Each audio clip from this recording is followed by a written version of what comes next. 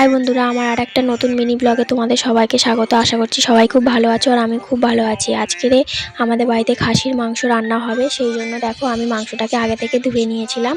আর এবারে আমি মাংসেতে পেঁয়াজ কুচি, নুন, লঙ্কার গুঁড়ো, হলুদ গুঁড়ো, তারপরে একটু তেল দিয়ে আর বেটে রাখা এদিকে আদা বাটা আর রসুন বাটা সেগুলোকে আমি ভালো করে দিয়ে মাখিয়ে নেব। মেখে কিছুক্ষণ ম্যারিনেট করে রেখে দেবো। আর এদিকে দেখো আমি আলুগুলো ভেজে নেব। ভাজা আমার হয়ে গেছে। তারপরে গোটা গরম মশলা দিয়ে ফোড়ন দিয়ে তারপরে এতে পেঁয়াজ দিয়ে দেবো। পেঁয়াজ দিয়ে একটুখানি সব গুঁড়ো মশলাগুলো সব এর মধ্যে দিয়ে দেবো। দিয়ে দেওয়া হয়ে গেছে। তারপরে দেখো এর মধ্যে আমি আদা বাটা আর রসুন বাটা দিয়ে দেবো।